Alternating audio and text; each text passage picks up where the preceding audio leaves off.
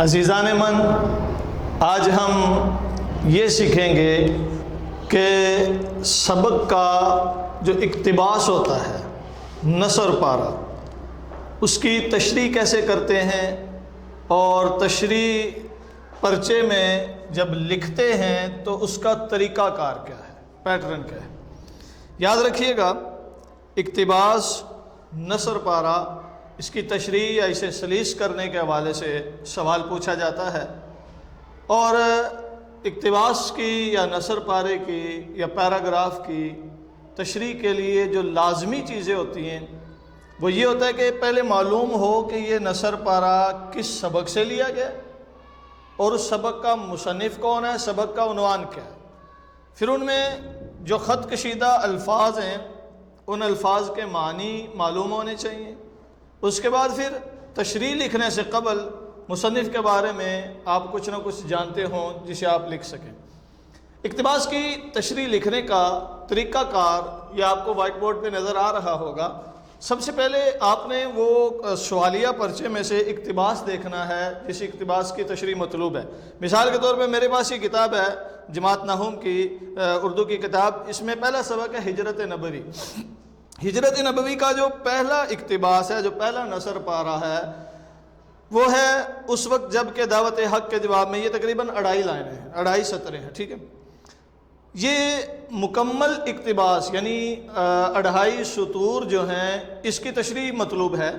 تو آپ نے جو سوالیہ پرچے میں یہ اقتباس لکھا ہوا ہے، جو نثر پارہ لکھا ہوا ہے، وہ پورا جوابی کاپی میں نہیں لکھنا، بلکہ اس کا پہلا اور اس اقتباس کا آخری لفظ لے کر کے اس کی ایڈنگ دے دینی ہے۔ مثال کے طور پہ یہ اقتباس ہے اس وقت جب کہ دعوت حق کے جواب میں ہر طرف سے تلوار کی جھنکاریں سنائی دے رہی تھی، یہاں سے لے کر کے اپنے لیے حکم خدا کا منتظر تھا۔ ہم لکھتے ہیں اس وقت اور آخری لفظ لکھتے ہیں منتظر تھا۔ اس کا مطلب ہے یہ اقتباس یہاں سے لے کر یہاں تک ہے۔ اب پورا اقتباس لکھ کر وقت ضائع نہیں کرنا۔ اس کے بعد آپ نے پہلی ایڈنگ دینی ہوتی ہے حوالہ متن، کہ اس اقتباس کو کس سبق سے لیا گیا ہے، اس کا مصنف کون ہے، اس اقتباس کا تعارف اور اس کی پہچان کیا ہے۔ حوالہ متن کی ایڈنگ دے کر آپ نے 2 چیزیں تو لازمی ہیں جو پوچھی جاتی ہیں، جو لکھنی ہوتی ہیں، سبق کا عنوان اور مصنف کا نام، کہ یہ سبق کون سا ہے اور اس سبق کا مصنف کون سا ہے، ٹھیک ہے۔ اس میں 2 چیزیں مزید اگر آپ شامل کر لیں تو اچھا تاثر پڑتا ہے،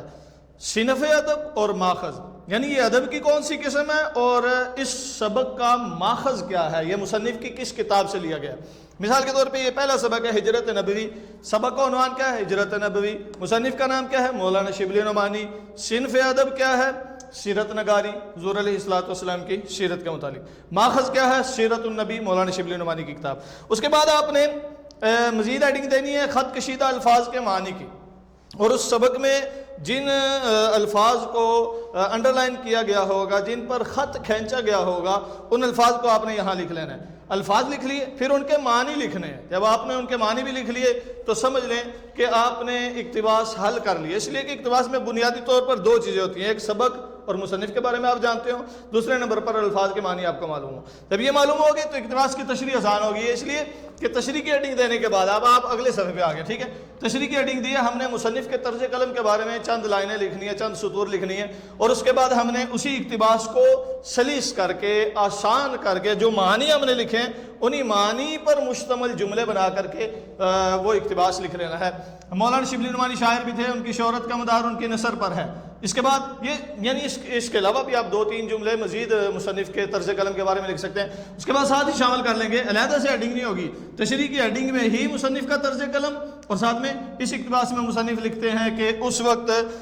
جب کہ حق کی دعوت کے جواب میں ہر طرف سے تلواریں چلنے کی آوازیں سنائی دے رہی تھیں تو خالق کائنات نے مسلمانوں کو امن کی جگہ مدینہ کی طرف جانے کا حکم دیا، لیکن خود حضور نبی مکرم صلی اللہ علیہ وسلم جو ان ظالموں کا حقیقی اور اصلی نشانہ تھے، اپنے لیے اللہ تعالیٰ کے حکم کا انتظار فرما رہے تھے۔ اب یہ اقتباس کو آپ نے معنی میں تبدیل کر کے، جملے آسان کر کے تشریح کر دی ہے، یہی مطلوب ہوتا ہے اقتباس کی تشریح میں۔ تو پھر بات ذہن میں رکھیں کہ جوابی کاپی میں مکمل اقتباس جو سوال میں لکھا ہوا ہے وہ نہیں لکھنا، بلکہ اس کا پہلا اور آخری لفظ لکھنا ہے۔ حوالہ متن کی ہیڈنگ دینے کے بعد دو چیزیں لازمی ہیں، سبق کا عنوان اور مصنف کا نام، یہ تو آنی ہی چاہیے، لیکن صنف ادب اور ماخذ کی ہیڈنگ دے کر ساتھ یہ بھی کر لیں تو یہ بیسٹ ہو جاتا ہے۔ خط کشیدہ الفاظ کے معنی کی ہیڈنگ دے کر الفاظ اور معنی لکھنے ہیں، اور تیسرے نمبر پر تشریح کی ہیڈنگ دے کر مصنف کے طرز قلم کے بارے میں لکھنا ہے، اور اس کے بعد اسی اقتباس کو آسان کر کے لکھ لینا ہے۔ جب یہ کر لیا تو سمجھ لیں اقتباس کے 10 نمبر یعنی 2 پیراگراف پوچھے جاتے ہیں، 2 نثر پارے 2 اقتباس پوچھے جاتے ہیں سوال میں، تو 10 نمبر یہ یقینی طور پر حاصل ہو جاتے ہیں، بشرطیہ کہ اس طریقہ کار کے مطابق حل کیا